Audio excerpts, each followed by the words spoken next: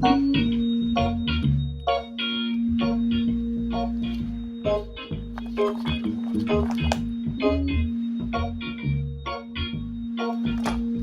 comes the best part, the part that every drummer can't wait for. Here it comes. Here it comes.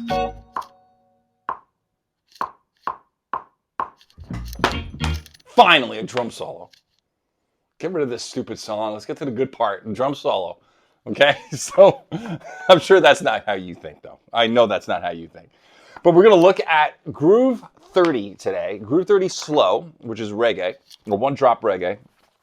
And we're going to look at Groove Essentials 1.0. That's the book we have, and Groove 30 Slow. Now we're going to look at Variation B. How about we hear it first? Let's listen to Variation B, which is actually a solo, drum solo. All right, an idea for a fill or solo. So today what we're doing is combining all the work we've been doing with the lifetime warm-up and showing you why you've been doing that work. Okay? And bring it over to the drum set today to make a complete thought. Okay, so this will be your day 23, 24, and 25 assignment.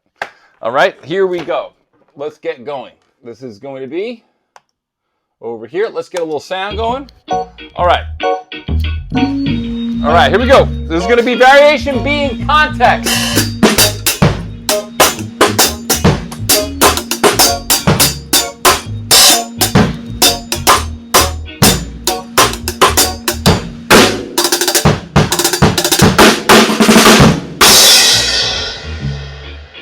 Isn't that cool? Okay, so what was that? What did I play? Why did I play it? And what does it have to do with the lifetime warm-up? It has everything to do with it. So if you look at the notation and you see, by the way, this is like taken from years of playing with some really great timbali players and watching them play off the bell and onto the drum and play dead strokes and all these different rim shot things.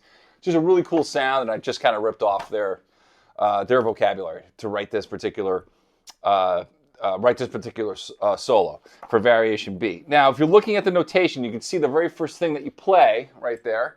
Okay, that is a quarter note tied down to the bass drum. All right, now that quarter note, when I put this up, and I don't show students, so one of the great things about being in this room with me is that I throw you into the deep end of the pool and let you sink or swim. Everybody swims. All right, and if you do sink, it's only for a moment until you try it again, and then you'll swim. So the first time people see this and they see a quarter or roll marking on a quarter note, they try to stuff a 9 in there or something really, really like they go from a triplet subdivision, which is where this reggae beat is.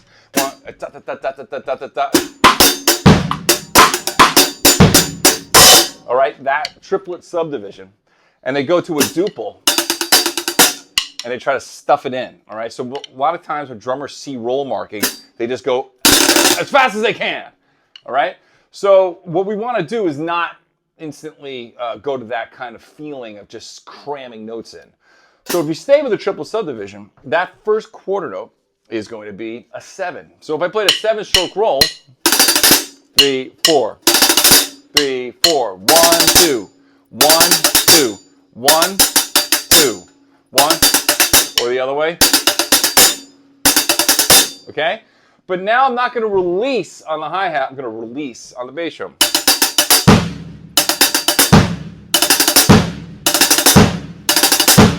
Right, and sometimes I put a little, it's a trick, if you have really good doubles, you can pop the second note. Okay, you get that kind of sound. Another trick is to throw one extra note at the end of the 7 before it releases. So you'll be playing a septuplet, a 7, some people call them 7lets. There's a septuplet, so.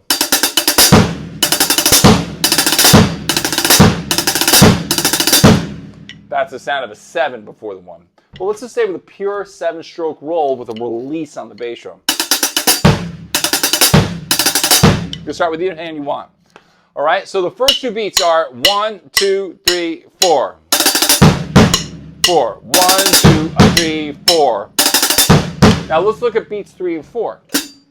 Okay, and you'll see that that's kind of like a weird looking thing right there.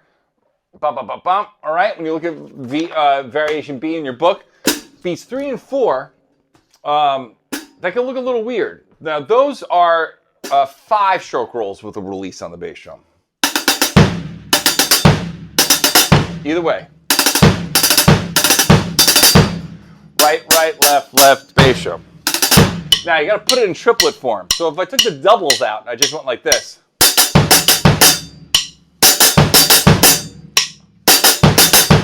1, 2, 3, 4. 1, 2, 3, 4. 1, 2.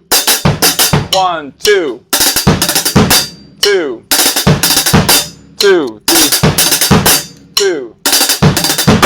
Okay, and then that releases on the snare drum. The second bar, 1, 2, 3, 4.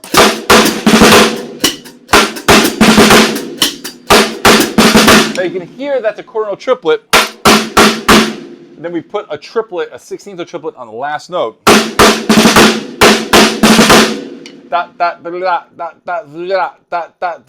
So now that's sticking. I'm using right, left, right. But you can use a pure rough, which is, of course, single strokes. Okay, let me go down a little bit so you can see what's going on there. All right. Start with the right.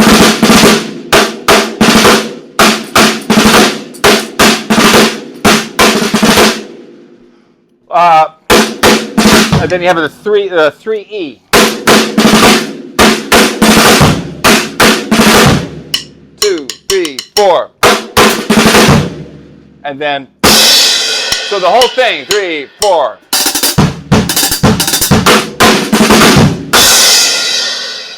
That's what that looks like. Now, why am I telling you this today? Why am I showing you this? Because you do the lifetime warm-up so that when you get to a moment like that and you play on the drum set, you don't fall apart.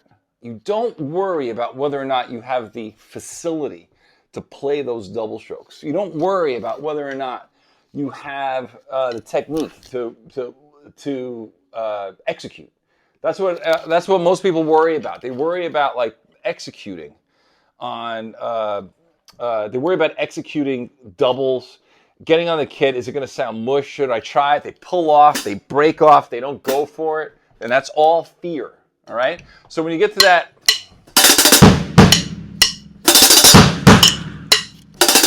do that, rah, rah, rah, rah.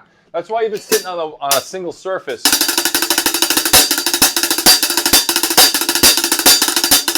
Doing the lifetime warm-up for 75 times, because this is day 25.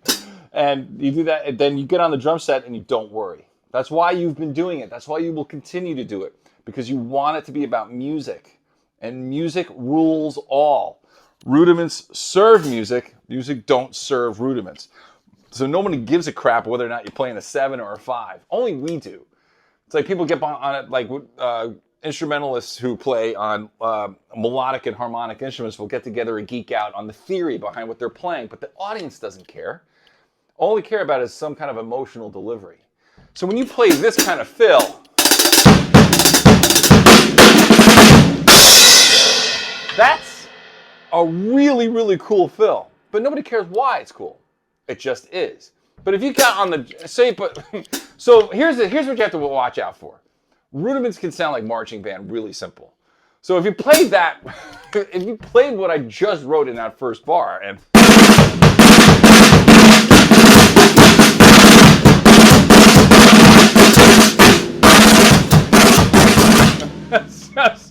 that can get really, there's nothing wrong with that, but that's not what we're doing right now, right? We want to sound slick, and we want to sound reggae, we don't want to sound drum set, we don't want to sound, military. All right, there's places for both. This ain't it, all right? Oh, by the way, I'm using this really cool donut from Big Fat Snare Drum. I'm a big fan of their products. If you want to do some, you want to throw some crap on your snare drum? All right, let's put some crap on the snare drum. We love putting crap on our snare drum, right? There's nothing wrong with putting crap. I love putting crap on my snare drum. So crap on your snare drum, but this is not crap. This is actually a really cool donut, and it's got jingles on it. And I'm just a real big fan of the stuff they make. I'm not officially endorsing them at all. This has nothing to do with that. This is just me talking about a product and a company that I dig. And Big Fat Snare Drum. You've probably heard about them. They have a really cool Instagram and stuff. So Big Fat Snare Drum, I have that on my drum. And I'm just going through this microphone. There's no fancy microphones at all, just this today, okay? So that's how that bar goes. That's variation B, all right? You got it? You're using your rolls, you're using your technique, you're putting them on the drum set, you're blending the drum set so it sounds awesome, all right? Now, Here's your assignment. You're going to play 23. 23, today's 23. Let me get over here. Sorry, guys. Let me get over here. Today's 23. All right. 24. Okay. 24. You're going to write 5 reggae-esque fills using double strokes and rolls on your drum set. 5 original ones that you write. That's going to be day 24. All right. Day 25. You're going to go on the drum set again and write 5 more without using any rolls. I'm going to say that again. So day 24, you're going to write and compose 5 2-bar solos that would go inside groove 30 at that solo moment, which is at the end of the phrase. Okay? You're going to do that on day 24. You're going to write 5 original solos. Day 25, you're going to write 5 more and not use any kind of rolls. The reason I'm having you doing that is because you want to be able to control what you use and then be able to turn it off at your command. Now, when I show somebody something new, a lot of times, like, it's when you get, like, imagine when you get like a new splash cymbal. You just overuse it and hit it every 5 seconds because it's new and it's up there and it's awesome. So now I'm getting you to use roll vocabulary. Roll vocabulary on your solos and fills, but you have to be able to turn it off. So compose 5 with it on day 24, and then 5 more completely original and different ones with absolutely no roll vocabulary at all. On both days, post notation and your performance, and it will be my pleasure to blast the crap out of it. Okay?